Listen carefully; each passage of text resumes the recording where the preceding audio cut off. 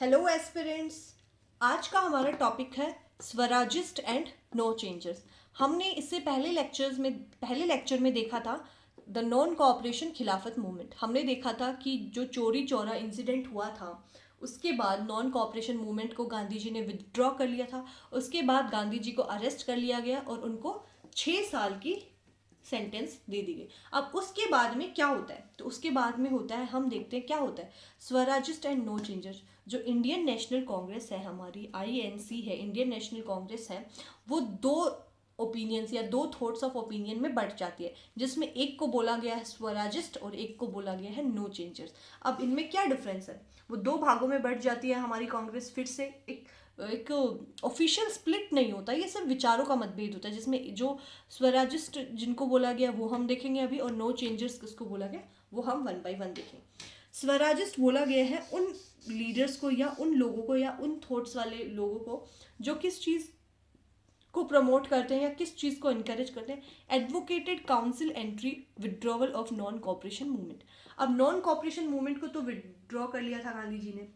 अब non cooperation movement जब चल रहा था तो उसमें एक ऑप्शन ये भी था, उस मूवमेंट का एक जो था वो ये भी था कि बायकॉट ऑफ लेजिस्लेटिव काउंसिल्स, ठीक है, कि जो काउंसिल्स हैं उनका बॉयकॉट करना। अब मूवमेंट विदड्रॉ हो गया तो ये लोग क्या करें कि काउंसिल में एंट्री करते हैं, ठीक है। अब एंट्री क्यों करनी है, इनका ये नहीं है कि भाई हम काउंसिल में एंट्री करके जो है हमारा प्रॉफिट देखें। ये लीडर्स ये चाहते थे कि काउंसिल में एंट्री करके हम उनके काम को रोक दें या उनके काम में रुकावटें डाल दें, ब्रिटिशर्स के काम में रुकावट डालें या उनको अच्छी तरह से काम ना करने दें, या कोई भी गलत फैसला जब वो ले तो वहाँ उसमें दिक्कत कर सकें। तो इनका काउंसिल एंट्री का मेन एम जो था वो था टू एंड और मेंड दी काउंसिल। या तो काउंसिल को एंड कर देंगे या उसमें कुछ अमेंडमेंट करेंगे अगर वो चीज़ सही नहीं होगी तो, ठीक है। अब नो चेंजर्स में हम देखते हैं कि नो चेंजर्स जो थे वो क्या चाह रहे थे। No changer advocate constructive work during the transition period. अब वो जो नो चेंजर्स है वो चाह रहे थे कि नॉन कॉपरेशन मूवमेंट्स तो विड्रॉ हो गए हैं लेकिन काउंसिल एंट्री नहीं करनी, जो चल रहा है एज इट इज चलने दो और कंस्ट्रक्टिव वर्क करो, आश्रम्स के थ्रू मूवमेंट को फैलाओ और लोगों को इकट्ठा करो या यूनाइट करो इसके लिए। अब हम देखते हैं स्वराजिस्ट को सपोर्ट करने में कौन कौन से लीडर्स थे और नो चेंजर्स को जो सपोर्ट कर रहे थे वो कौन कौन से लीडर थे। स्वराजिस्ट जो सपोर्ट कर रहे थे वो लीडर्स थे CR Das, Motilal Nehru and Ajmal Khan. ये जो थे ये स्वराजिस्ट वाले थे, काउंसिल एंट्री को जो है वो एडवोकेट कर रहे थे। नो चेंजर्स में कौन से लीडर थे, नो चेंजर्स जो लीडर थे जो नो चेंजर वाले पोजीशन को फॉलो कर रहे थे, कंस्ट्रक्टिव वर्क को फॉलो कर रहे थे, वो थे C राजा गोपालाचारी, वल्लभ भाई पटेल एंड राजेंद्र प्रसाद। ये सारे ही बेहतरीन लीडर्स थे लेकिन इनकी विचारधारा ही अलग थी। मोतीलाल नेहरू वाले जो स्वराजिस्ट थे वो चाह रहे थे कि काउंसिल एंट्री हो टू एंड और मेंड द काउंसिल, लेकिन जो नो चेंजर्स हैं वो चाह रहे थे नहीं, एज इट इज़ जैसा गांधी जी ने कहा है वैसा काम चलता रहना चाहिए। अब इसके बाद क्या होता है, CR दास और मोतीलाल नेहरू जो है मिलकर एक पार्टी फाउंड करते हैं, formed A party with in the Congress. Congress के अंदर ही वो एक पार्टी फॉर्म करते हैं जिसका नाम वो देते हैं कांग्रेस खिलाफत स्वराज्य पार्टी और सिंपल स्वराजिस्ट पार्टी। इस पार्टी का ये नाम रखते हैं। इसके बाद कांग्रेस का सेशन होता है बेलगाम में दिसंबर 1924 में। दिसंबर 1924 में बेलगाम में कांग्रेस का सेशन होता है। इसके प्रेसिडेंट होते हैं महात्मा गांधी, ठीक है। अब महात्मा गांधी को अरेस्ट कर लिया गया था लेकिन हेल्थ ग्राउंड्स पे, हेल्थ रीजन पे उनको छोड़ दिया गया। ये पहला सेशन है, ओनली सेशन जिसमें महात्मा गांधी कांग्रेस सेशन के प्रेसिडेंट होते हैं। Only session where Mahatma Gandhi was the president of Indian National Congress. अब इसमें शॉर्ट फॉर्म में बताया गया है, लेकिन अगर इंडियन नेशनल कांग्रेस के सारे सेशंस और उसके प्रेसिडेंट कौन थे अगर ये आपको देखना है तो ये आपको इंडियन नेशनल कांग्रेस वाले लेक्चर में जाके देखना होगा। वो लेक्चर भी आपको मॉडर्न हिस्ट्री की प्लेलिस्ट में मिल जाएगा। अब हम देखते हैं कि जो है अब जो है महात्मा गांधी जो है वो बाहर निकलकर इनको जो कांग्रेस सेशन है उसको प्रिसाइड करते हैं और वो स्वराजिस्ट की साइड थोड़ा सा बोलते हैं कि ठीक है काउंसिल एंट्री कर लो, ठीक है। अब काउंसिल एंट्री करने के बाद में क्या अचीवमेंट होती है स्वराजिस्ट के, क्या ड्रॉबैक्स होते हैं वो हम देखते हैं। अचीवमेंट में कि वो क्या अचीव करते हैं, expose the hollowness of British government. अब ब्रिटिश गवर्नमेंट कितनी खोखली है, सिर्फ एक्सप्लोइटेशन के लिए आई है, तो ये ब्रिटिश गवर्नमेंट के हॉलोनेस को एक्सपोज करते हैं। Out voted government several times, अब जब इलेक्शन होते हैं तो उसमें गवर्नमेंट के ऑफिसर्स को बहुत बार हरा देते हैं, खुद इलेक्ट हो जाते हैं। Powerful speeches on self government, powerful speech देते हैं वो असेंबलीज, लेजिस्लेटिव असेंबली और काउंसिल में, जिसपे सेल्फ गवर्नमेंट पे या सेल्फ रिलायंस पे जोर दिया जाता है। काउंसिल कुड बी क्रिएटिव, और ये बोलते हैं कि काउंसिल को क्रिएटिव होना चाहिए, ना कि एक्सप्लॉयटेटिव होना चाहिए। लेकिन काउंसिल एंट्री के ड्रॉबैक्स क्या हुए?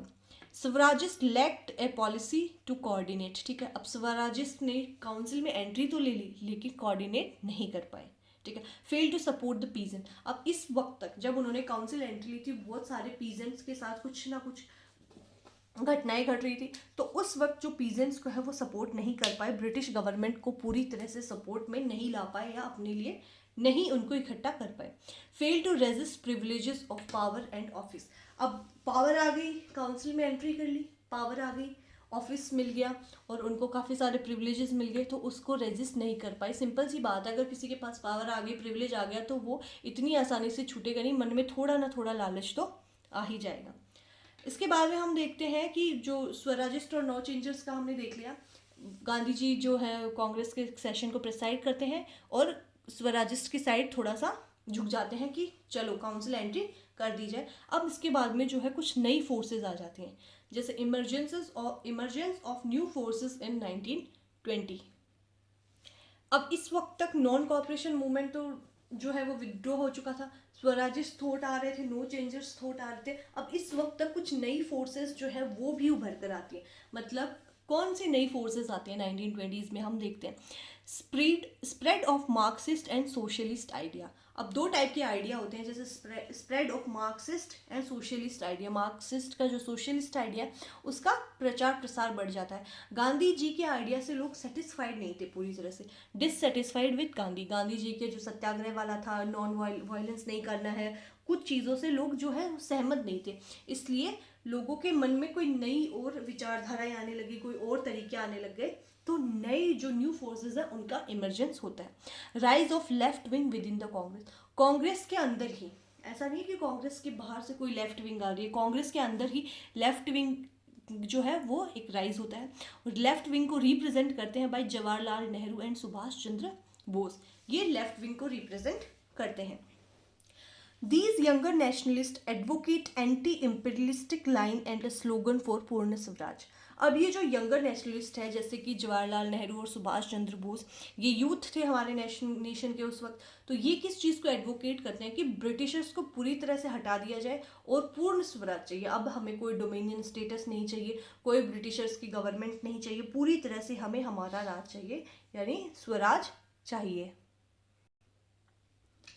इसी टाइम पे जो है 1920 में ताशकेंट में communist party of India CPI को बनाया गया था, इसी टाइम पे ये बनी थी, फॉर्म्ड इन 1920 ताशकेंट।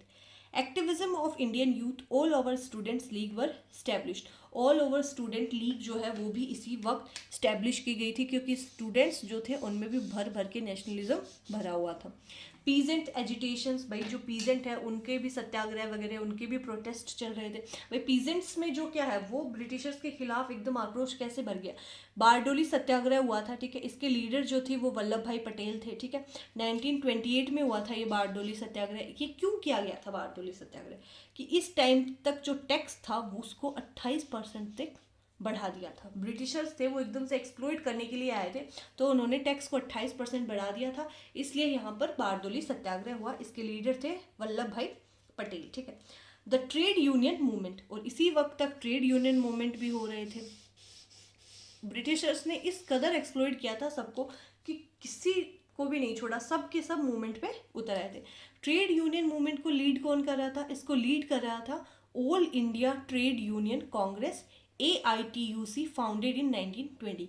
1920 में इसको फाउंड किया गया था और ये ही ट्रेड यूनियन मूवमेंट को लीड कर रहा था। इसके फर्स्ट प्रेसिडेंट थे लाला लाजपत राय और जनरल सेक्रेटरी थे दीवान चमन लाल, ये इसके फर्स्ट जनरल सेक्रेटरी हुआ करते। अभी हमने देख लिया स्वराजिस्ट और नो चेंजर्स, जो कि हमने देखा कि नॉन कॉपरेशन मूवमेंट को जब सस्पेंड कर दिया जाता है तो उसके बाद में है जो ये सारी चीज़ें होती हैं। अगर आपको मॉडर्न हिस्ट्री के सारे लेक्चर्स देखने हैं तो आप चैनल की प्लेलिस्ट में जाकर मॉडर्न हिस्ट्री के सारे लेक्चर्स देख सकते हैं, और इन सभी से रिलेटेड PYQs भी आप चैनल के मॉडर्न हिस्ट्री के PYQs में, UPSC PYQs में जाकर देख सकते हैं।